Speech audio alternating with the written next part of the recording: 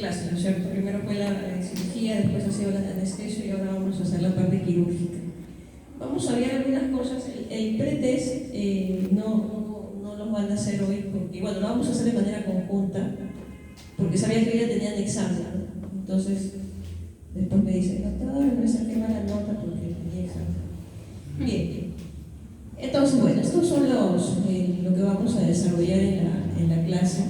En primer lugar, tener en cuenta que los logros del aprendizaje en la sesión se supone que ustedes han revisado, aunque sea la clase, ¿no? Por el día de hoy.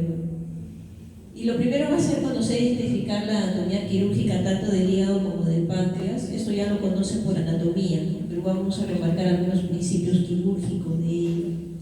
Y reconocer algunas maniobras quirúrgicas de la técnica operatoria tanto del hígado y del páncreas. Las principales, porque realmente hay varias, ¿no? Pero vamos a por lo menos tener en cuenta las principales. Este es mi correo, esta es la página de Facebook que les doy a mis alumnos para que si desean la pueden mirar y pueden revisar algunos videos. Bueno, en el pretest, vamos a revisarlo de manera conjunta. La unión de las venas esplénica y mesentérica superior, ¿qué vena forma? Las alteraciones de la función endocrina del páncreas, ¿en qué casos se presentan? Pancreatitis crónica y por recesión páncreas, pseudoquiste de páncreas, tumor quístico mucinoso del páncreas o un IPBN. ¿Cuál creen? A ver, ¿quién me dice? A ver, alguien que quiera me comenta. Pancreatitis crónica. Pancreatitis crónica, dicen por ahí.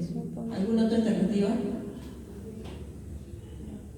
No leo, ¿dónde se dice?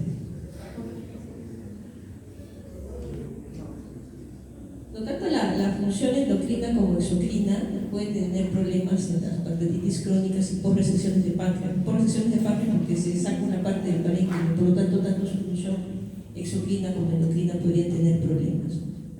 Bien, esa es la respuesta. En Michel, hay una clasificación de Michel para lo que vienen a ser las alteraciones anatómicas de la vasculatura hepática. El Michel 2, 10%, se caracteriza por una arteria hepática izquierda que nace ¿de dónde? Están las alternativas. ¿De dónde? Hepática común, mesentérico superior, gástrica izquierda, broncoceliaco.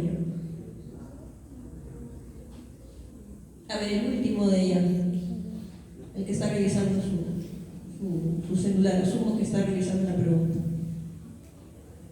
¿Cuál es? No, doctora, le estaba tomando fotos. ¿Alguien que sepa? Esa es la lectura obligatoria está. ¿Alguien que sepa? ¿Ah? ¿La gástrica? ¿La qué? Gástrica. La gástrica izquierda, sí, muy bien. ¿Cuál es la línea que divide funcionalmente al hígado en dos lóbulos, derecho e izquierdo? Ligamento falciforme, carne, vesicular o línea de hierro. Falciforme. ¿Cuál línea? Falciforme. ¿Falciforme? No, es anatómicamente, funcionalmente. ¿La línea de qué? Cántaro. De Cantor, okay. Es la línea cabo-vesicular. Bien, chicos.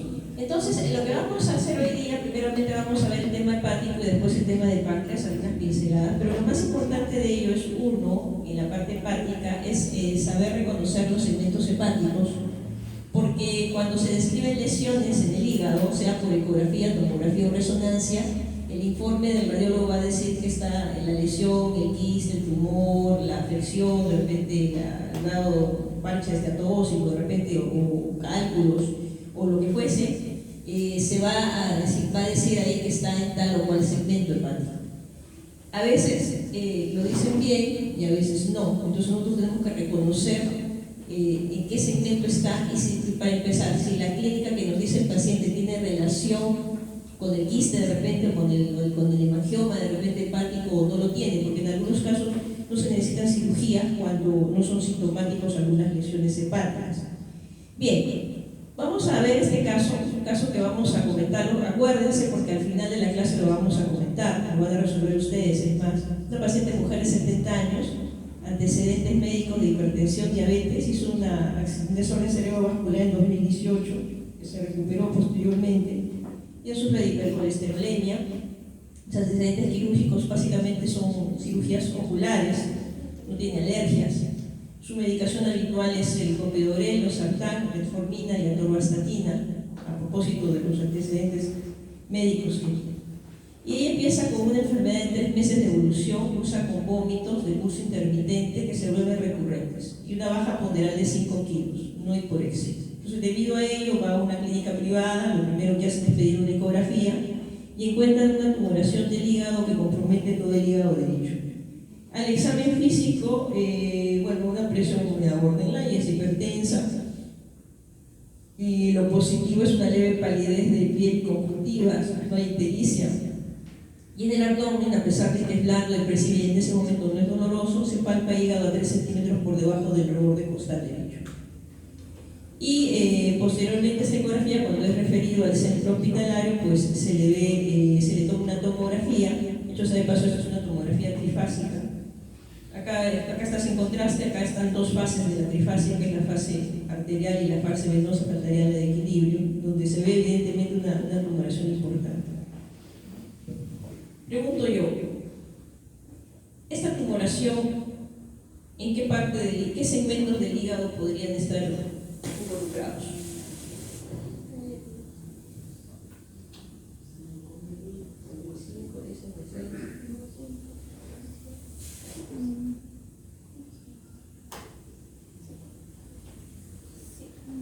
A ver, alguien levante la mano, y diga, son estos los segmentos, doctora. ¿Qué ha revisado algo de repente? ¿Nadie? Qué participativos están hoy día. Bueno, ¿cuál es el plan de trabajo a seguir y qué tipo de cirugía se pudiera plantear? Entonces vamos a comentar la clase de hoy a ver si es factible responder las preguntas que hemos hecho acá. Hay algunas preguntas como el plan de trabajo a seguir que va a tener que ver mucho con lo que vamos a comentar, pero también va a tener que ver mucho con la parte clínica que ustedes debieran tener de base de los ciclos previos. ¿Y qué tipo de cirugía se va a plantear? Eso sí lo vamos a responder gracias a nuestra clase.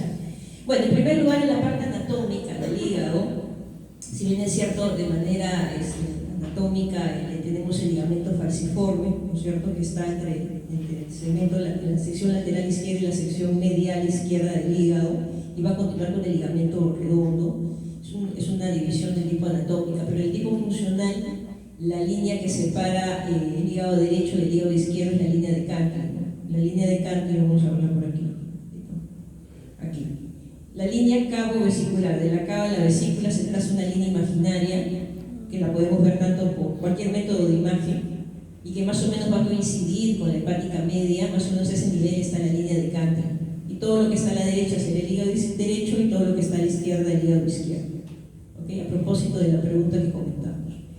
Bien, y el hígado además de ello va a tener otros ligamentos como el coronario izquierdo, que va a terminar en el triangular izquierdo en esta zona, y vamos a tener hacia el otro lado el coronario derecho y el triangular derecho, que es lo que va a fijar al hígado, a la pared posterior del hígado y al diafragma además, ¿no?, para que obviamente no se caiga. Y evidentemente va a estar anclado por la vena cava. Como vemos acá vamos a ver el pedículo hepático con arteria hepática, vena porta y conducto hepático común. Tenemos lo que viene a ser la cava, entre la porta y la cava está el lóbulo caudado, que después vamos a conocerlo como el segmento 1, a propósito de los 8 segmentos que tiene el hígado. Y estas impresiones gástricas, impresión renal, colónica, duodenal, lo que nos muestra, nos indica justamente son las impresiones de los órganos colindantes con el hígado. Y bueno, cuando nosotros vamos a ver la cavidad abdominal, vamos a ver la vesícula y vamos a ver como un tejido grasoso, amarillo, entre lo que viene a ser el hígado y el duodeno, lo que llamamos justamente el ligamento hepatoduodenal. Y si uno diseca ese ligamento hepatoduodenal, lo vamos a encontrar con el pedículo hepático principal, donde, como comentamos hace un momento, pero para tenerlo más preciso, vamos a tener lo que es el ducto biliar principal, el conducto cístico, hepático común hacia arriba, colédoco hacia abajo, ¿no? Hacia la izquierda del paciente vamos a encontrar la arteria hepática, y posterior a conducto hepático y arteria hepática vamos a tener lo que es la vena porta, ¿no? Van a ingresar hacia el hígado y van a obviamente dividirse en derecha e izquierda cada uno de estas estructuras vasculares y biliares, y se van a ir subdividiendo de acuerdo al segmento hepático que le corresponde. ¿ok? Entonces, una vez que hacemos esta disección del hepático duodenal, vamos a poder encontrar estas estructuras. Otra maniobra que va a ser interesante tener en cuenta es cuando nosotros cortamos el epiplo gastrohepático, porque por acá hacia atrás de este pedículo vamos a encontrar lo que es el llato de Winslow, y por ahí vamos a colocar una cintilla para hacer una maniobra que después vamos a ver, que se llama la maniobra de Pringle, que va a servir para ajustar el pedículo, que después lo vamos a ver, y que de alguna manera cuando hagamos la transección hepática y haya un poco más de sangrado del usual, al ajustar o aclampar esa zona, va a dejar de sangrar y nos va a dar tiempo para poder encontrar bien dónde está sangrado y poder ligarlo, poner el punto, lo que fuese necesario. Entonces, recordar este gastrohepático.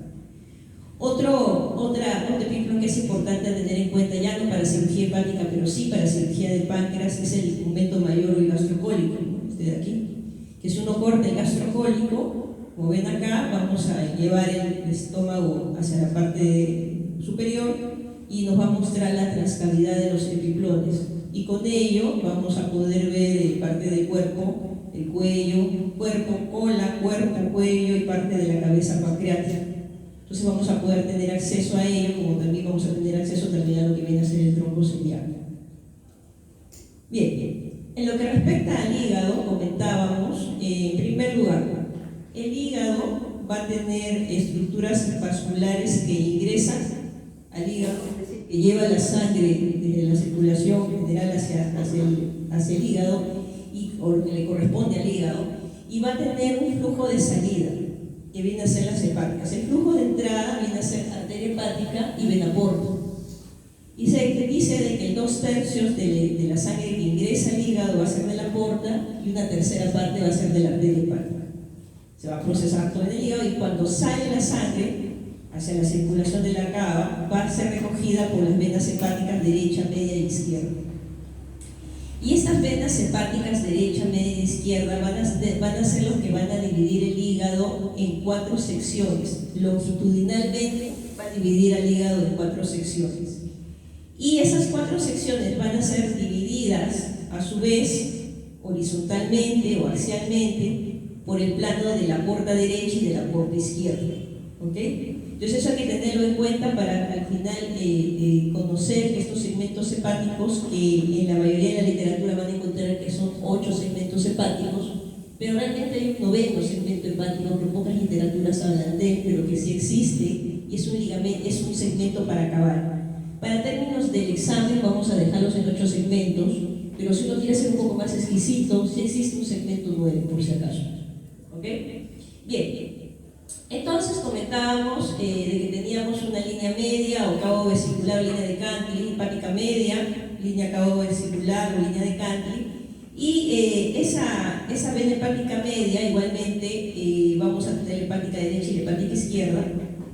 Entonces todo lo que esté a la derecha de esa hepática media o línea de Cantley vamos a hacer todo lo que viene a ser el hígado derecho, y ese hígado derecho se va a dividir en 2 secciones: la sección anterior derecha y la sección posterior derecha hepática. ¿Qué va a dividir la anterior de la posterior? La hepática derecha. ¿Ok? Entonces esta hepática derecha que vemos acá va a dividir todo el lóbulo derecho en sección posterior derecha y sección anterior derecha. Toda esta zona va a ser la sección anterior derecha. Y igualmente el lado izquierdo va a estar dividido en 2, en sección medial izquierda y sección lateral izquierda. Dijimos, ¿no?, que de hepática media hacia el borde izquierdo del hígado, todo esto va a ser el lóbulo hepático izquierdo. ¿Qué va a dividir el lóbulo hepático izquierdo? La vena hepática izquierda. La vena hepática izquierda, que más o menos coincide con el ligamento falciforme, va a dividir longitudinalmente a la sección lateral izquierda del hígado y en la sección medial izquierda del hígado.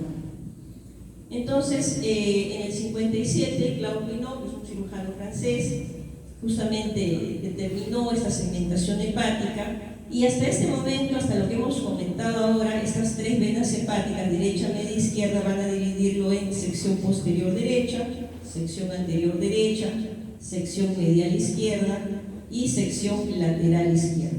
Hasta ahí se divide en secciones, 4 secciones de manera longitudinal. Y dijimos hace un momento que la porta derecha y la porta izquierda, ese eje de la porta derecha y la porta izquierda, va a dividir en dos cada una de estas secciones. Es decir, que cuando comencemos a ver ya la porta izquierda, significa que la sección posterior derecha del hígado va a dividirse en dos. Hacia arriba, el segmento de arriba de la sección posterior derecha va a ser el segmento 7. Vemos ya la porta izquierda y ya se convierte en el segmento 6. Igualmente, ¿no?, entre hepática derecha y hepática media decíamos que estaba la sección anterior derecha del hígado, y al comienzo, cuando veamos hepática derecha, hepática media, en los primeros cortes va a ser el segmento 8, pero una vez que veamos ya la porta derecha va a ser el segmento 5. En lo que viene a ser la sección medial izquierda del hígado, que está entre hepática media y hepática izquierda, va a estar la sección medial izquierda del hígado, que vendría a ser el segmento 4. Pero este segmento 4 va a tener subsegmentos. El 4A por encima de la porta izquierda y el 4B por debajo de la porta izquierda. De igual forma, vamos a la hepática izquierda y el borde izquierdo del hígado, toda esta parte sería la sección lateral izquierda del hígado.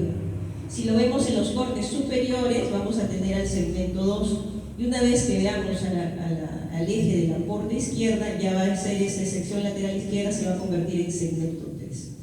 Y el segmento 1 es un segmento que es el más posterior, que va a estar entre la cava y la porta. Entonces ahí completaríamos los 8 segmentos de Quinault, que uno puede hacer diferentes mnemotecnias de la segmentación hepática. Acá vemos mejor todavía el segmento 1 entre cava y porta, es el más posterior de todos, vemos el ligamento incluso retrocava.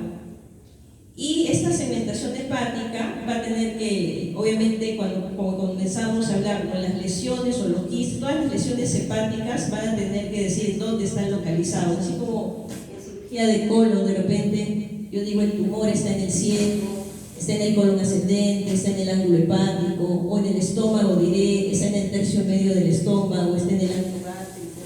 Entonces, igual sucede en el hígado. Entonces, de acuerdo a esta segmentación y de acuerdo a las estructuras vasculares, es que voy a encontrar cada uno de los segmentos. Por ejemplo, ¿no es cierto? Esta es la cava, suprahepática derecha, media e izquierda. Son los cortes superiores del hígado, estaríamos acá, viéndolo por tomografía. Igual, si vemos los cortes superiores, entonces entre hepática derecha y el borde derecho, el segmento 7. Segmento 7. Entre hepática derecha y hepática media, segmentos superiores, tenemos el segmento 8. El segmento 8 estamos arriba. Acá igualmente, entre hepática derecha y hepática izquierda, tenemos el 4A, porque estamos arriba con los segmentos superiores. Entre hepática izquierda y borde hepático izquierdo vamos a tener el segmento 2. Como ustedes ven, son todos los segmentos superiores. Conforme vamos bajando en la tomografía y vamos encontrando ya la porta derecha, en ese mismo eje de las suprahepáticas, pero ya cortándolos transversalmente, vamos a encontrar ya los segmentos inferiores, segmento 6, segmento 6, segmento 5, segmento 5, subsegmento 4B, segmento 4B, segmento 3, segmento 3. Y así, conforme vayamos bajando, vamos a encontrar igualmente los mismos segmentos, pero ya encontramos, por ejemplo, la vesícula. Y encontramos que la vesícula biliar va a estar entre el segmento 5 y el subsegmento 4B. De ahí que cuando hacemos policistectomías radicales, es decir, con resecciones hepáticas, de vesícula, vamos a tener que hacer una bisegmentectomía del 4B y del 5, ¿no?, por ejemplo. Bien, entonces, a propósito de toda esta anatomía que hemos comentado, que es una anatomía que no la conocíamos en la parte del segundo año de medicina, pero sí lo conocemos ahora en la parte quirúrgica, es que podamos tener un poco de idea en relación a los tipos de cirugías que tenemos que realizar en el hígado. Y para eso nos vamos a la ciudad de Brisbane, en Australia. Un día nos pasaremos por ahí de repente acá en el barquito. Entonces, en Brisbane, en el año 2000, hace 24 años aproximadamente, es que se hizo este consenso de nomenclaturas para los diferentes tipos de resecciones hepáticas. ¿Por qué se hizo este consenso? Para que la terminología de las resecciones hepáticas sea de que el paciente se operara en Lima, en Barcelona, en Brisbane o en Beijing, sea exactamente la misma. Lo único que varía es de repente el idioma, pero la terminología va a ser exactamente la misma. ¿Para qué? Para reconocer justamente el tipo de operación y para poder compararlos en los estudios de investigación. Hasta ese momento cada uno le ponía un diferente nombre, de repente a la lobectomía derecha, algunos le decían lobectomía derecha, y la lobectomía derecha podría ser encontrado para algunos que vendría a ser como la hepatectomía derecha y para otros como una hepatectomía derecha ampliada, a propósito de la diferencia entre la división anatómica y funcional que tiene el hígado, ¿no? Entonces, en esa etimología de Grisbal lo que vamos a ver es lo siguiente, que va a seguir la división del hígado según Cantley, ¿no? Según la línea de Cantley, el hígado derecho y el hígado izquierdo. Y entonces todo lo que va a estar de la línea cabo vesicular, línea de Cantley hacia la derecha del hígado va a ser todo lo que viene a ser el hígado derecho. Y todo lo que está en ese hígado derecho va a corresponder a los segmentos 5, 6, 7 y 8. Si recordamos, acá estaría la hepática media, acá estaría la hepática derecha, y tendríamos la sección anterior y la sección posterior derecha del hígado. Todo ello, los 4 segmentos que estamos viendo acá, y uno va a hacer una resección de todos estos segmentos, estaríamos hablando de una hepatectomía derecha. Seguro, porque habrá seguramente de repente un hepatocarcinoma o de repente un colangiocarcinoma intrahepático en esta zona que nos obliga a hacer una hepatectomía derecha. Entonces, cuando sacan estos segmentos, esto estaríamos hablando de hepatectomía derecha. Cuando vamos hacia el otro lado, hacia el lado izquierdo, vamos a sacar los segmentos 4, 2 y 3, sección lateral izquierda, sección medial izquierda, todo esto sería una hepatectomía izquierda, ¿ok? O left hepatectomy, ¿no? En inglés, ¿no? El idioma va a variar un poco, pero la terminología va a ser la misma. Igualmente, hace un momento comentábamos de las secciones hepáticas, ¿ok? Comentamos las secciones hepáticas. Y la sección anterior derecha del hígado está comprendido por el segmento 5 y el segmento 8. Cuando hacemos una resección de la sección anterior derecha del hígado, por deducción podemos sacar de qué tipo de cirugía es una seccionectomía anterior derecha. Si vamos a sacar la sección posterior derecha del hígado, segmento 7, segmento 6, que estaría la hepática derecha, entonces estaríamos hablando de una seccionectomía posterior derecha. Si vamos a sacar todo el segmento 4, estaría acá la hepática media y la hepática izquierda, ¿no es cierto? ¿Cómo sería la cirugía? Sería una seccionectomía medial izquierda. Y si vamos a retirar la sección lateral izquierda, que estuviera la hepática izquierda, que es el borde izquierdo del hígado, tendríamos que sacar segmento 2 y 3, sería una seccionectomía lateral izquierda. Y si vamos a sacar un segmento, sería una segmentectomía, ¿no? Por obvias razones. Pero no solamente ponerlo como segmentectomía, tenemos que especificar el segmento que estamos retirando. En este caso, segmentectomía del 6. Si voy a sacar el 2, segmentectomía del 2. Si voy a sacar el 8, segmentectomía del 4. Tengo que especificar qué segmento en el caso de ser una segmentectomía. En el caso de ser una bisegmentectomía, las bisegmentectomías o la nomenclatura de las bisegmentectomías vienen a ser aquellas resecciones de segmentos que son contiguos pero de manera horizontal. ¿Por qué no de manera vertical? Porque de manera vertical serían las seccionectomías. Entonces, de manera horizontal, como en este caso el 5 y el 6, es una bisegmentectomía del 5-6. Si de repente voy a sacar el 7 y el 8, sería una bisegmentectomía del 7 y el 8. Si de repente voy a sacar el 4 con el 3, sería una bisegmenectomía del 4 con el 3. En cáncer de vesícula, por ejemplo, que comentábamos, acá sería el 4B, ¿no es cierto? Entonces, bisegmentectomía del 5 y del 4B tendría que ser, en el caso de una colecistectomía radical por un cáncer de vesícula biliar. Si uno necesita sacar más del hígado, no solamente quedarse, por ejemplo, en este caso con una hepatectomía derecha, porque de repente el tumor abarcó más allá de, entonces si queremos sacar el hígado derecho, pero además el segmento 4, que viene a ser la sección medial izquierda del hígado, entonces cuando queremos sacar el 5, 6, 7, 8 y el segmento 4, estaríamos hablando de una segmentectomía derecha ampliada. Y en contraparte a la izquierda, ¿no? Si no solamente voy a sacar los segmentos de la izquierda, que es el 2, 3 y 4, si además quiero sacar la sección anterior derecha del hígado, que es el segmento 8 y el segmento 5, si quiero sacar todo esto, estaríamos hablando de una hepatectomía izquierda ampliada. Bien, no sé si hasta ahí hubiera alguna pregunta, algo que no quedó claro, no sé.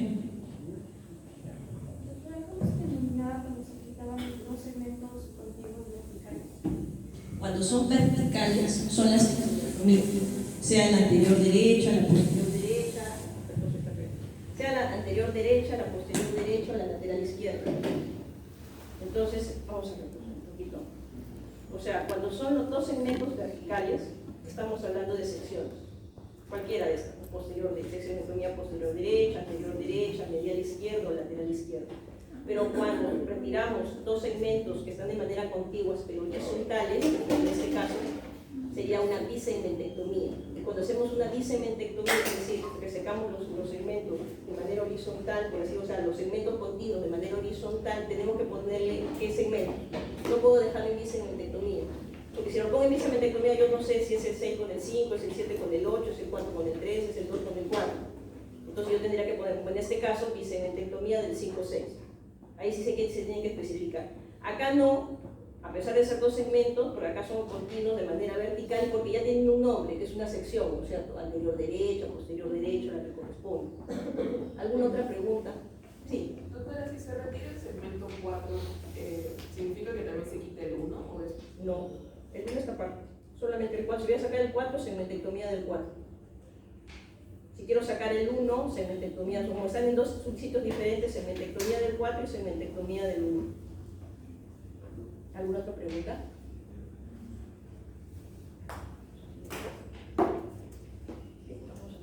Bueno, los criterios para resección hepática, en primer lugar, es el volumen residual. Hay que medir el volumen residual funcional y eso se hace mediante una volumetría, sea por tomografía o por resonancia. Lo más frecuente es hacerlo por tomografía, hay que pedirlo así, la volumetría del hígado. Pero tenemos que especificar qué es lo que vamos a sacar y tenemos que especificar qué es lo que vamos a dejar también. Entonces, hay que tener en cuenta ello porque en el hígado no importa lo que tú retires, importa con lo que se quede el paciente. ¿Por qué? Porque si yo retiro más de la cuenta, puede hacer el paciente una insuficiencia hepática y eso no quiere. ¿Okay? En el hígado, la ventaja que tiene el hígado, además es que el hígado se regenera, pero se tiene que dejar una cantidad de volumen del hígado cuando se reseca que sea funcional, cuanto menos para sobrevivir, para que se pueda regenerar a tiempo y para que pueda dar una función bastante adecuada pasado el tiempo. Bien, tenemos que tener en cuenta la función hepática. No es lo mismo hacer una resección hepática en un hígado sano que en un hígado con una hepatopatía de repente de fondo o un hígado con una cirrosis de repente. Child A, Child B, Child C. Y de hecho en un Child C estaría contraindicado hacer una resección hepática. En un Child B podría ser, pero de manera de repente muy mínima la resección. Ausencia de metástasis extrahepáticas, dependiendo del tipo de tumor. Hay tumores en que se puede hacer resecciones hepáticas a pesar de ser metastásicas, de hacer resecciones pulmonares de repente a pesar de ser metastásicas, en algunos otros no, eso hay que tenerlo en cuenta. La ausencia de un trombo tumoral en la vena cava o en la porta principal. El estado general del paciente es básico, porque no es lo mismo hacer una resección hepática o una cirugía en un paciente con un riesgo quirúrgico 1, un ASA 1, que hacerlo de repente con un ASA 3. Y tenemos que tener en cuenta la logística hospitalaria, ¿okay? Porque no es lo mismo operar, no sé, en el hospital de 1, que de repente es nivel 1, que operar de repente en el hospital Rebagliati, que es un nivel 4, que va a tener mucho más logística, tanto hospitalaria como de recursos humanos capacitados en ello. Y bien, la resección hepática, los objetivos es evitar la falla hepática, ¿no? Y por lo tanto es importante saber cuánto es la reserva funcional del hígado, y eso lo vamos a ver por volumetría, por tomografía. Es importante que en la cirugía tengamos un ecógrafo intraoperatorio para poder definir exactamente si solamente la lesión que se describió en el preoperatorio por tomografía o por resonancia existe o existen más lesiones. Y además tener en cuenta la relación entre la lesión, lo que vamos a resecar y la estructura vascular. Recordar que en el hígado sucede una particularidad anatómica diferente a otros órganos. Si nosotros vamos a hacer de repente una esplenectomía, yo identifico la vena esplénica con mis ojos, veo la esplénica, veo la arteria, veo la vena, la diseco, le pongo sus pinzas, la ligo y se acabó la historia, o le pongo una sutura mecánica. En el caso del hígado, salvo resecciones amplias como el derecho e izquierdo, podemos ver sus vasos fuera del hígado, hepática derecha y hepática izquierda. Pero cuando hacemos la transección en el mismo parénquima, no vamos a ser capaces de verlo macroscópicamente, y de ahí la necesidad de tener un ecógrafo para que nos ayude a ver hacia dónde llega la vena cava, hacia dónde llega la vena suprahepática derecha, izquierda, hacia dónde llega la porta o alguna rama arterial. Es importante en cirugía hepática. Quien quiera hacer cirugía hepática tiene que aprender ecografía. Bien, lo otro importante es la oclusión vascular o maniobra de Pringle, que es lo que comentábamos en su momento, que después lo vamos a ver un poquito más detenidamente. Cuando se hace la transección hepática tenemos que tener una comunicación constante con la anestesiología, porque antes de hacer la transección tenemos que decir al anestesiólogo que baje la PVC a 5. Y de esa forma la posibilidad de sangrado es mucho menor y nos va a dejar trabajar mucho mejor. tenemos que dejar en lo que dejemos, hacemos una resección hepática, hay una parte del hígado que se va a quedar con el paciente, evidentemente. Eso tiene que tener un adecuado inflow y outflow. ¿Qué significa eso? Inflow, el flujo de entrada. Es decir, si yo voy a hacer una hepatectomía derecha ampliada, significa de que yo voy a dejar la sección lateral izquierda y el segmento 1, ¿correcto? Significa que yo tengo que ver de que, por ecografía igualmente, ¿no? Que el flujo de entrada, es decir, lo que llega de la hepática izquierda hacia la sección lateral izquierda se preserve, tanto de la rama portal como la rama arterial que llega a la sección lateral izquierda y al 1, que es lo que va a quedarse en el paciente. Y el flujo de salida, ¿cuál es el flujo de salida? La hepática izquierda, en este caso. Entonces recordar de que cuando hablamos de inflow estamos hablando del flujo que ingresa, arteria hepática o sus ramas, y vena porta y sus ramas de la parte que va a quedar del hígado. Y el outflow viene a ser todo lo que viene a ser las hepáticas, a la derecha, a la media y izquierda. En la volumetría hepática tenemos que tomar en cuenta algunas cosas, que cuando mandemos a hacer tomografía trifásica con volumetría hepática, tenemos que, por ejemplo, en este caso, si vamos a hacer una hepatectomía derecha, entonces me va a quedar el segmento 2, 3, 4 y el segmento 1. Entonces, ese es el volumen remanente funcional. Entonces, ¿yo qué tengo que pedir? Voy a tener que pedir, para poder sacar esta ecuación, por así decirlo, yo tengo que decir, el volumen remanente funcional futuro es el 2, 3, 4 y 1, para que ellos lo midan. Entonces, vamos a tener un volumen acá. Ellos, a su vez, en el software van a medir el volumen del hígado total, y el mismo software lo que va a medir también es el volumen del tumor en sí. Entonces, se hace esta ecuación y finalmente tenemos el porcentaje de volumen remanente funcional del hígado posterior a la hepatectomía. Entonces tenemos que calcular a ver si es que nos va a quedar lo mínimo necesario después de la cirugía para que el paciente no haga falla hepática. Y en un hígado normal, lo mínimo que podemos dejar de hígado es hasta el 25% para que el paciente no haga falla hepática. Entonces tenemos que en ese volumen residual funcional mínimo debiera tener más del 25%. Para yo mañana hacer la resección hepática.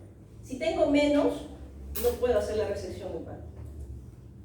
En un hígado post-quimioterapia, lo mínimo que puedo dejar es más del 30% del volumen residual funcional. Y si hablamos de un hígado cirrótico Shaila, sin hipertensión portal, podemos dejar, cuanto menos esa volumetría tiene que salir más del 40 al 50%. Entonces, recordar ese porcentaje, porque ese porcentaje se ha llegado gracias a diferentes revisiones y estudios que se han podido hacer para que con estos porcentajes el paciente no haga falla hepática en el postoperatorio 1. Si podemos asegurar que eso vamos a dejar en el paciente, podemos programarlo de la resección hepática respectiva. Pero en algunos casos pudiera ser de que no lleguemos a este volumen. Por ejemplo, no hacemos, sobre todo en las hepatectomías derechas, de repente derechas ampliadas o izquierdas ampliadas, hacemos la volumetría y de repente en un hígado normal sale de que lo que me va a quedar solamente sería 20%, por ejemplo. Entonces, si queda menos de estos porcentajes en esa volumetría del parénquima que queda, entonces nos da una opción de poder hacer una embolización portal. Una embolización, por ejemplo, ¿no? Acá tenían varias metástasis, tenemos que hacer la hepatectomía derecha y lo que queda de hígado izquierdo en la volumetría me sale 23%, por ejemplo. Entonces, ¿qué es lo que yo debo hacer? Tengo que hacer mi interconsulta radiología intervencionista para que ellos puedan colocar un catéter en la porta, entrar hacia la porta derecha, poner un plug, embolizar toda la porta derecha, para que por un mecanismo de regeneración del hígado que sí tiene, comience a hipertrofiar el lado izquierdo como compensación a la embolización que yo estoy haciendo en el lado derecho. O sea, le quito flujo al derecho, ¿no? Le quito flujo al derecho con la intención de que el izquierdo tenga que trabajar y comienza a hacer una hipertrofia celular y se regenera el hígado y comienza a tener más volumen. Entonces, si yo tenía en un inicio de repente un 20% que no llegaba a 25%, con esa embolización de la porta derecha voy a hacer que el hígado izquierdo crezca 25, 30%. Entonces, si hace esta embolización de la porta, en este caso de la porta donde está la lesión, de la rama de la porta donde está la lesión, en este caso derecha, y espero 4 semanas. Después de 4 semanas tengo que volver a pedir una tomografía con volumetría, y si ya tengo el volumen residual funcional adecuado, entonces ya puedo proceder a una cirugía, a una resección hepática. Vamos a ver si tenemos tiempo para ver el video. Vamos a mirar más o menos para que se tenga una idea más o menos de qué estamos hablando.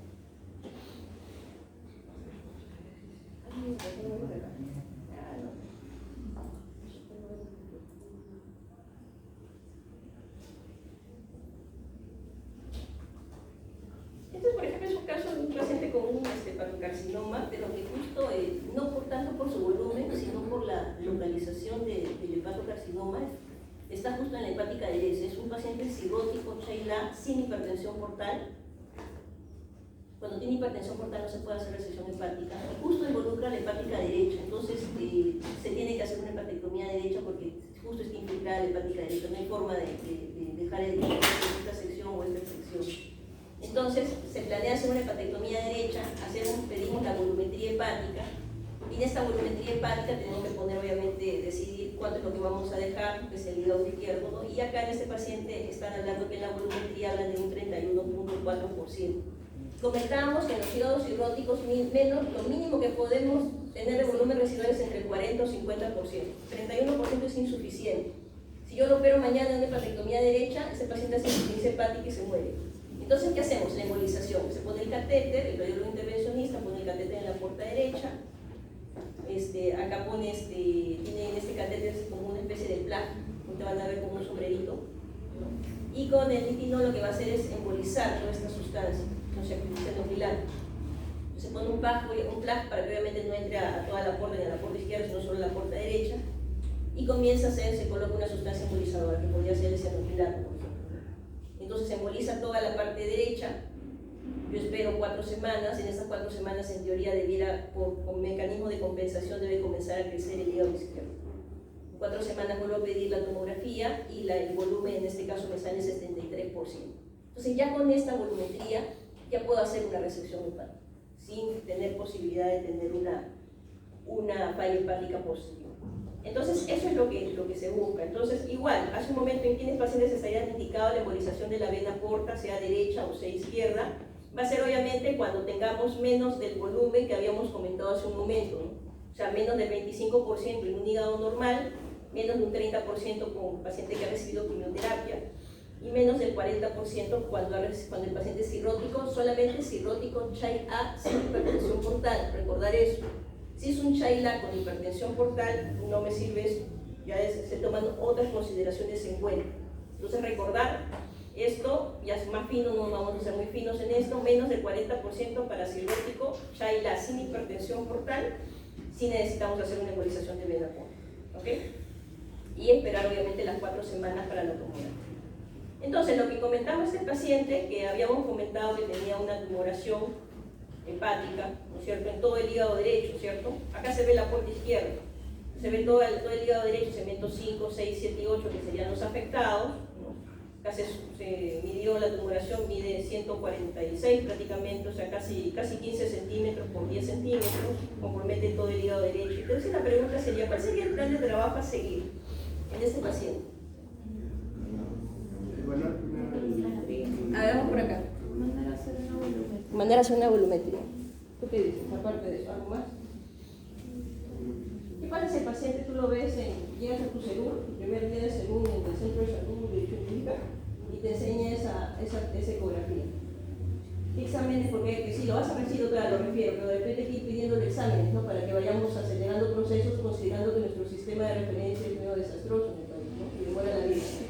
Entonces de repente tenemos que ir pidiéndole exámenes y a la vez la referencia a cirugía de un hospital X para que finalmente se pueda dar el tratamiento del paciente. ¿Qué hace, señor presidente? No, señora, las veces nomás no le quedan 2 días de vida. ¿Qué hace? ¿Qué hacemos? A ver, si no les pregunto, díganme. ¿Qué hacemos con el paciente? ¿Alguien que sepa? ¿Qué hacemos con el paciente? Todo el hígado derecho comprometido con una tumoración. Aparte de la volumetría que ya comentaron. Aparte de lo que hemos comentado, aparte de clínica. Cuarto año de medicina. ¿Qué hacemos con el paciente? ¿Qué hacemos con el paciente? ¿Qué parece curioso? ¿Qué hacemos con el paciente? Retirar. ¿Qué más hacemos con el paciente? A ver, chicas. ¿Qué hay más chicas que chicos por acá? ¿Qué hacemos con el paciente? Ya, ¿qué más? Ya pusieron un cepillo. ¿Qué más? Ecografía te la acaban de dar ahí.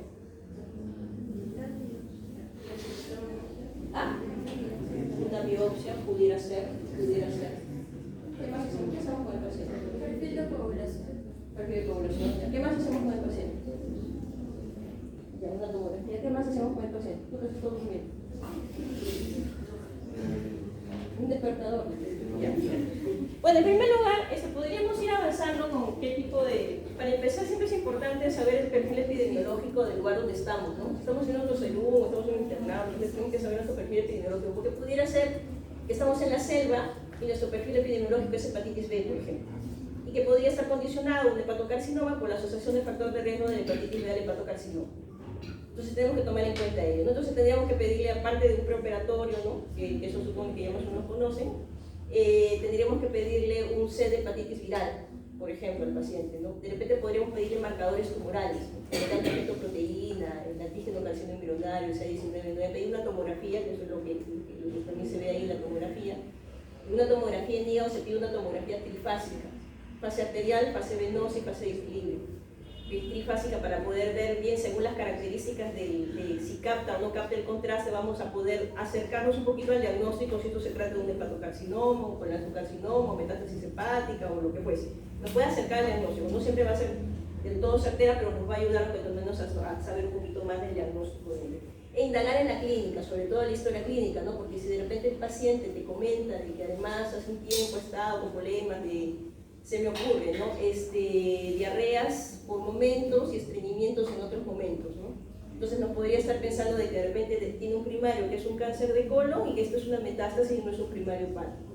Entonces lo primero es hacer una muy buena historia clínica para poder definir si esto es un primario o es un secundario y poder pedir los exámenes que sean necesarios para que vayan con la referencia, ¿no? Entonces cosas que ya van para la referencia y de repente se van avanzando algunos exámenes. Y por otro lado, tenemos que, ya estando de repente de internos en el hospital, ahí sí tendríamos que hacer un estadiaje del paciente, ¿no?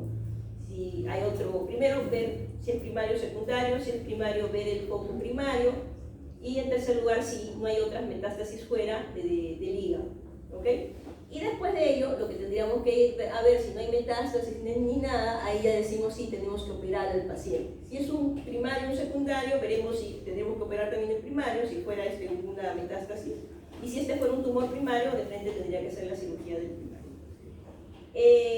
Pero es importante el estadiaje primero, y después de eso, ya cuando decidimos hacer la hepatectomía derecha, como sería lo que iríamos a hacer en este paciente, tendríamos que pedir la volumetría hepática por tomografía, ¿no? Como lo comentaron muchos de sus compañeros. Entonces acá vamos a hacer una hepatectomía derecha. Vamos a suponer de que los exámenes todos salieron aparentemente, lo único que salió positivo de repente fue el alfa-fetoproteína. ¿Okay? No es necesario hacer biopsia cuando vamos a hacer la resección completa, yo sea de paso. Hacemos el estadiaje y no hay metástasis en ningún sitio, solamente encontramos ese tumor grande en el hígado. De repente pudiera ser asociado, no, vamos a suponer que no fue asociado a ningún otro marcador tumoral. Entonces, después de eso, que hacemos el estadiaje y vemos de que no hay mayor cosa, no hay otras metástasis, hacemos la volumetría hepática, estadiaje previo, y vemos de que el volumen residual funcional, es decir, lo que le va a quedar de hígado, segmento del lóbulo izquierdo y el segmento 1 es 21%. ¿Qué hacemos con el paciente? Embolización de la porta derecha. Es importante cuando vamos no podemos decir solamente embolización portal. Cuando vamos a hacer la interconsulta, la radiología intervencionista, tenemos que decir embolización de la porta derecha, porque si no ellos pueden embolizar el otro lado y nos valoraban el otro lado, no podemos celebrar ahí el paciente más.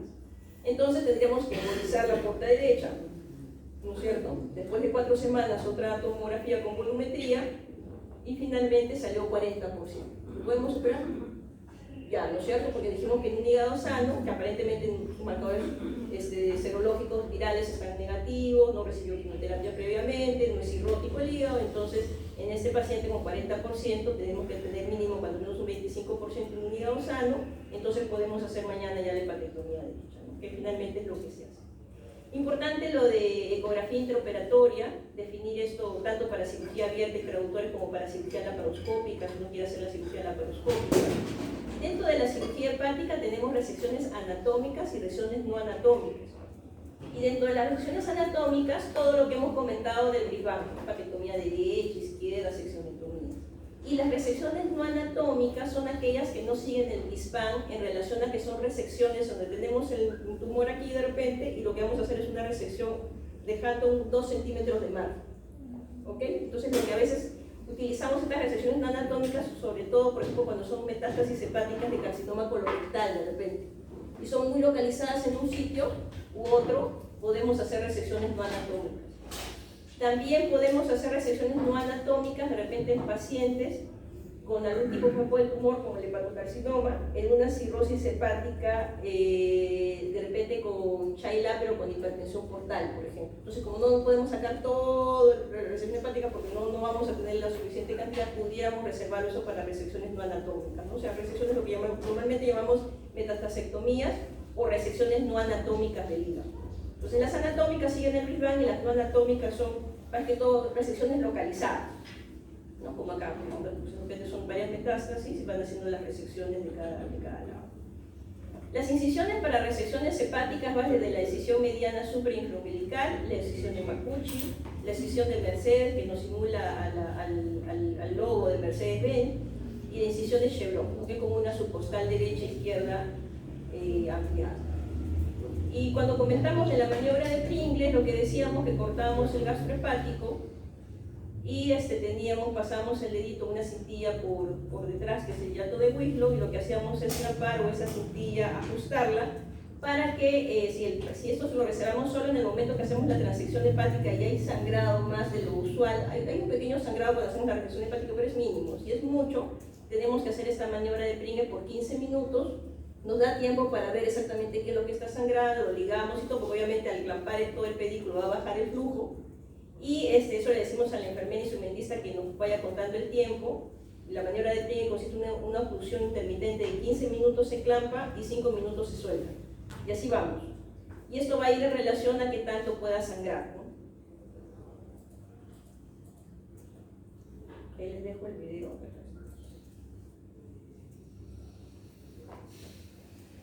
Esto se puede hacer tanto en laparoscópico como en cirugía abierta. Realmente las resecciones pueden ir en los dos sentidos. Esto es el hígado, ¿no es cierto? Este es el gastrohepático, este es el hepatoduodenal, este es el estómago, comenzando ya el duodeno. Entonces acá se va cortando, este es el hook, a propósito de la laparoscopía que algunos ya están llevando. Y bueno, acá ponen un trocar, que es lo que utilizamos para poner una cintilla, se pasa por el hiato de Winslow, esta pieza está pasando por el hiato de Winslow y va a salir por detrás del pedículo hepático. Tenemos la cintilla y después va a entrar una especie de tubo, por así decirlo, que va a envolver ambas cintillas y que va a ser la que de alguna manera cuando necesitemos utilizar la maniobra se va a ajustar ese tubo. Ahorita lo van a mirar, ¿no? Este tubito de aquí que ven. Cambiamos el trocar por ese tubito. Entonces comienza a hacer la resección hepática y ven, comienza a sangrar más de la cuenta. Comienza a sangrar más de la cuenta, miramos, pero ahí hay un sangrado que nos da miedo, ¿no? Queremos ir a otros sitios, entonces nos ponemos una gasa mejor y lo que hacemos es hacer la maniobra de Pringles. Y acá van a ver cómo el tubito va colocándose aquí para ajustar. Entonces de esta forma se ajusta y ya comienza a sangrar menos, ¿no? No se sangra como hace un momento, entonces nos da tiempo para poder seguir haciendo la resección y ir mirando exactamente qué es lo que está sangrado para de repente poner un clip, para de repente poner un punto, lo que fuera necesario. Esto mismo se podría hacer también para cirugía abierta. Pues en eso consiste la maniobra de Pringles. Para la transección hepática, los hospitales a veces tenemos algunos instrumentos que sirven para la transección hepática, como es un disector ultrasónico, que es el CUSA, o el Herbillet. A veces no lo tenemos y tenemos que utilizar cosas rudimentarias, pero bueno, lo que hay. Estos también sirven para hemostasia en el hígado, tanto para cirugía abierta como ven acá. Este es el CUSA, que es el disector ultrasónico, el bipolar, este es el argoplasma. Y también estos mismos instrumentos podemos tener en la laparoscopía, obviamente cuando tenemos la logística necesaria. Importante en cirugía hepática el estado general del paciente, pero no solamente en cirugía hepática, sino en cualquier tipo de cirugía. Es importante tener en cuenta el ASA, los factores de comorbilidades del paciente, porque de repente usted puede hacer la mejor hepatectomía del mundo, pero al día siguiente se muere el paciente porque usted de repente lo hizo en un paciente con una fracción de eyección en 20%, que no, a la pena sobrevivió la cirugía y se murió en el postoperatorio inmediato. Entonces, hay pacientes que por sus comorbilidades pudieran no ser tributarios de cirugía, en algunos casos, y de repente otros tratamientos alternos, de repente paliativos, pero cuanto menos les va a ayudar a vivir más tiempo de sobrevida y a tener una mejor calidad de vida en el tiempo que pueda durar. En cuanto al abordaje de las resecciones hepáticas, son de tres tipos. Tenemos la iliar, ¿no? En la iliar uno va al hilio hepático, disecas la parte del ligamento hepatoduodenal, encuentras arteria, arteria hepática derecha, vena porta derecha, conducto hepático derecho, y se va ligando o se va colocando esta sutura mecánica con cargas blancas para sutura baja. Entonces, cuando abordas a nivel del ilio, ¿no? Y cuando son hepatectomías mayores, estamos hablando de un abordaje iliar o intraglisonial. Pero tenemos otro abordaje que es el suprailiar o extraglisonial, que significa que nosotros no tocamos el hepatoduodenal, sino nos vamos de manera intraparenquimal. Y si ustedes todavía no han tenido la oportunidad, seguro, pero cuando vean, después cuando lleven a cirugía general, no sé si le habrán comentado algo de repente en la clase de colecistectomía, está la vesícula biliar, y debajo de la vesícula biliar va a ver lo que es el surco de Rubier, que es más o menos coincide con esta parte de acá. Acá estaría la vesícula biliar y esto es el surco de Rubier. En ese surco de Rubier, que uno puede ver una colecistectomía laparoscópica debajo, se ve como una corredera amarilla, va a estar el pedículo hepático derecho. Entonces, si uno toma en cuenta de que acá estuviese la vesícula, uno tendría que sacar la vesícula biliar, como en este caso, y se ve este surco de Rubier, entonces uno podría hacer un orificio por encima del surco de Rubier y por debajo del surco de Rubier, colocas una endograpadora e intrahepáticamente, es decir, suprailiar, de manera suprailiar, puedes colocar la endograpadora y quitarle el flujo al pedículo hepático derecho. Y lo que va a pasar es un cambio de color y finalmente uno va a poder hacer la transección finalmente. Entonces, cuando el abordaje comienza intrahepático, es decir, suprailiar, estamos hablando del abordaje suprailiar o extraglisonial. Y tenemos un tercer abordaje, que es el abordaje anterior, donde uno no se va de frente a las estructuras vasculares principales, sino a las estructuras más pequeñas, y uno va haciendo una resección hepática desde la parte anterior, como su nombre lo dice, hacia la parte posterior. ¿Esto en quién lo hacemos? En donantes hepáticos vivos. Donantes hepáticos vivos, por ejemplo, acá se está haciendo una seccionectomía lateral izquierda del adulto para un niño. Entonces se hace este abordaje, ¿para qué? Para que siga la vascularización, porque lo que nos importa es preservar la arquitectura vascular, para que después lo podamos sacar y bueno, podamos colocar un líquido especial ahí para que nos ayude a que ese hígado se conserve hasta colocarlo en el receptor hepático. Entonces son los tres abordajes que tenemos. Bueno, cirugía laparoscópica o cirugía abierta, ambos abordajes son buenos dependiendo del caso del paciente. Se ha visto que seleccionando los casos, tanto en cirugía oncológica, en el caso de cirugía oncológica, la laparoscopía en resección hepática es buena, la sobrevida es similar, la recurrencia es similar, hay que saber seleccionar los casos, eso sí.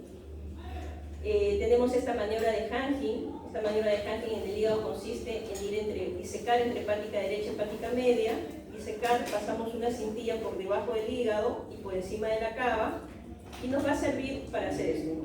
Hepática derecha, hepática media, ponemos esto que sale por debajo, tenemos acá esto. Entonces cuando hagamos la transección hepática haciendo la hepatectomía derecha, nos vamos a dar cuenta que cuando lleguemos a la cintilla significa que detrás está la cava, entonces no podemos profundizar más. Para eso nos sirve la maniobra de Hankin, para no llevarnos la cava en una hepatectomía, sea esta derecha o izquierda.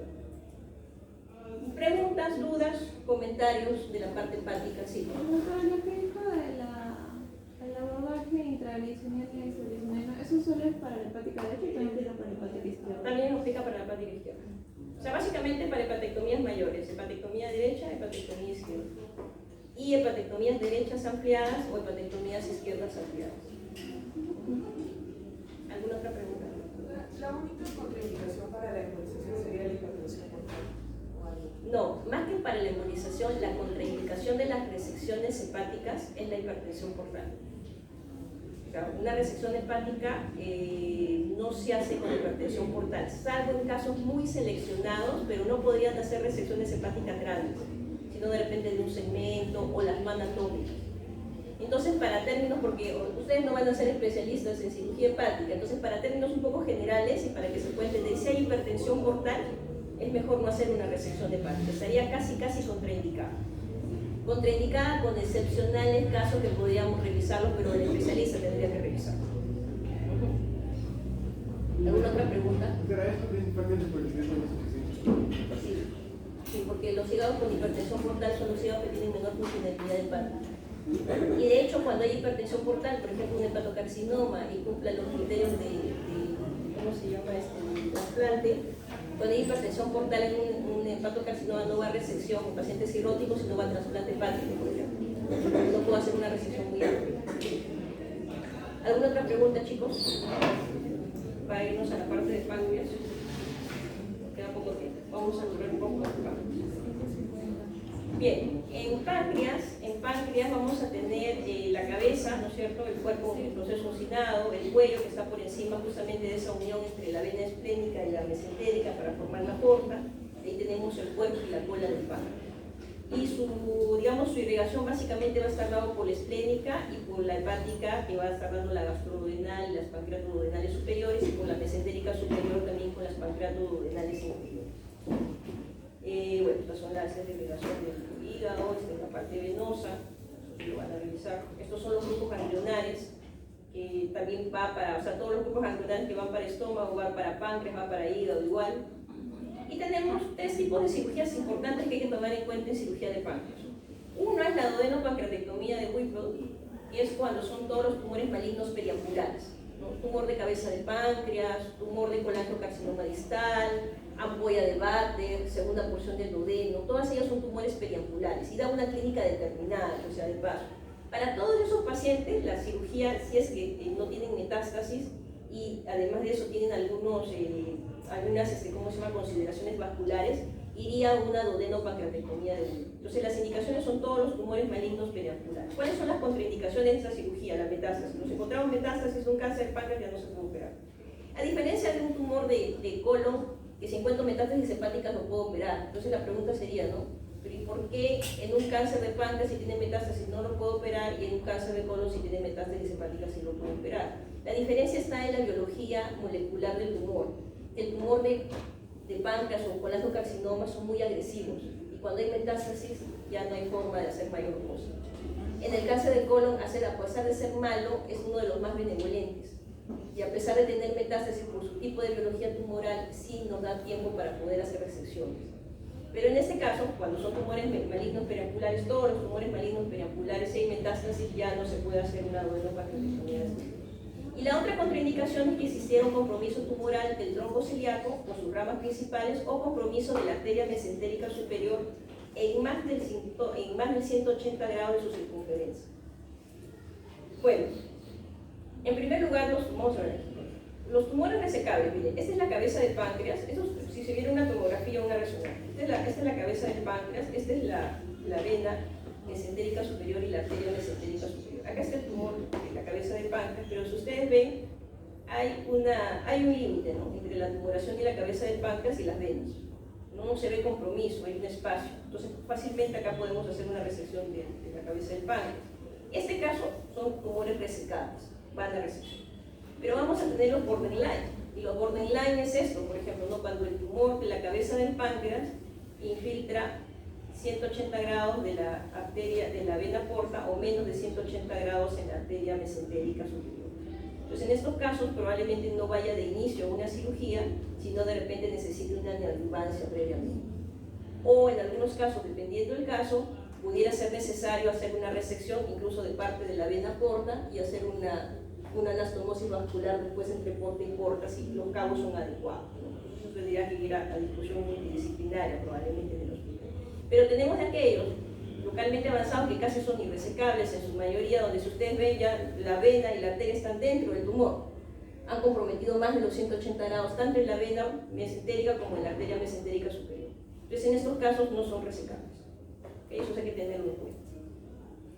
En esta cirugía de Whipple, al momento tenemos que tener en cuenta que cuando hacemos el corte en el cuello del páncreas, por encima justamente de la formación de la vena porta, tenemos que tener en cuenta que el proceso uncinado hay que liberarlo tanto de arteria mesentérica superior como de vena mesentérica superior. De ahí la importancia de saber su relación con esta y saber de acuerdo a ello si esto es resecable de inicio, si necesita neoadjuvancia o si realmente ya no necesita mayor cosa y ese paciente no es resecable. Y para la duodenopancreatectomía de Whipple, las incisiones es la de Chevron o la incisión mediana suprainfraumbilical.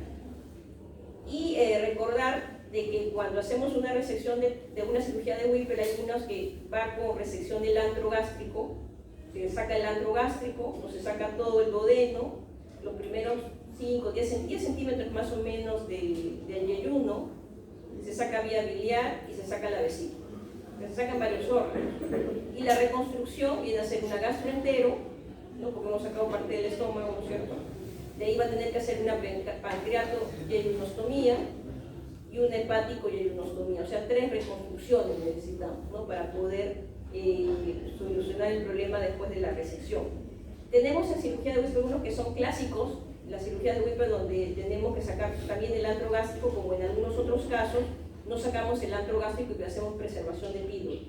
Entonces, en cirugías de duodenopancreatectomías hay la clásica de Whipple, que es con resección de todos los órganos que hemos comentado, incluyendo el antro gástrico, como tenemos duodenopancreatectomías donde hay conservación del pílula, es decir, conservamos el estómago y cortamos justo por debajo del pílula.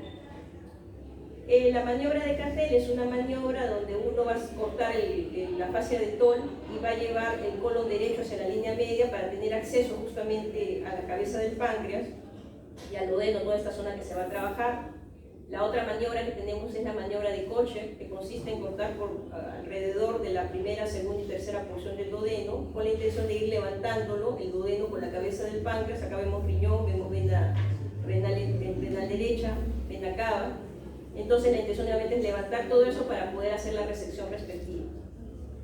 Y finalmente tenemos otro tipo de cirugía que es la pancreatectomía distal, que es una pancreatectomía donde sacamos cuerpo y cola de páncreas, y las contraindicaciones van a ser la metástasis, fuera obviamente metástasis, o sea, aparte del páncreas tienes una metástasis fuera, el compromiso tumoral de tronco celíaco o arteria hepática, o la invasión local a algunos órganos adyacentes, como también ganglios mesentéricos positivos. Son las contraindicaciones, esta pancreatectomía distal, o algunos le hablan también pancreatectomía caudal, y en esta pancreatectomía distal tenemos de dos tipos: sin preservación de vaso o con preservación de vaso. Vaso con B grande y con Z. Sin preservación de vaso, como en este caso, uno va a encontrarse el tronco celíaco, encuentra la arteria esplénica, la liga, la corta, y después por debajo de la arteria esplénica va a estar la vena esplénica más posterior, igualmente se va a ligar la vena esplénica y se corta, y finalmente se va a comenzar a liberar todo el páncreas, la parte del cuerpo, la cola, y finalmente hay que llevarse el vaso también, ¿no? Porque hemos tenido que ligar ambas estructuras, tanto vena como arteria esplénica, que son los que dan la circulación a todo el cuerpo y cola del páncreas. Y en este caso es una pancreatectomía distal sin preservación de vaso. ¿En qué tumores se dan? En los que están en la cola siempre, y en los que están en el cuerpo dependiendo del espécimen o el tumor en sí, ¿no? Si es un tumor de repente un tipo neuroendocrino, pudiera no ser necesario sacar todo. Si de repente es un tumor, un adenocarcinoma, sí tenemos que hacer sin preservación de vaso, o sea, tenemos que sacar el vaso necesariamente. Y tenemos las pancreatectomías distales con preservación de vaso, que de repente el tumor solamente está en el cuerpo, no infiltra la cola, y en casos seleccionados podemos hacer esta pancreatectomía distal con preservación de vaso, que va a consistir en que no ligamos arteria y vena esplénica, sino vamos a ir cortando cada uno de los vasitos que entran a la cola y el cuerpo, que ya sucede, hay mucho trabajo, bastante trabajo, y con la intención de preservar el vaso con B grande y con Z, ¿no? Y sacamos todo el cuerpo y la cola del páncreas, pero hay que ir ligando cada uno de estos vasitos, y en algunos casos se puede dar cuando el tumor no infiltra la cola, o cuando algunos tumores puede ser de que sea un tumor neuroendocrino de bajo, digamos que sean de los malos, uno de los más buenos, están en el cuerpo de repente, entonces podemos hacer la resección de toda la cabeza, de todo el cuerpo y la cola del páncreas, pero preservando el vaso con B grande y con C. Bien, chicos, esto les dejo los links de los videos de las cirugías de páncreas para que lo revisen, y eso sería todo.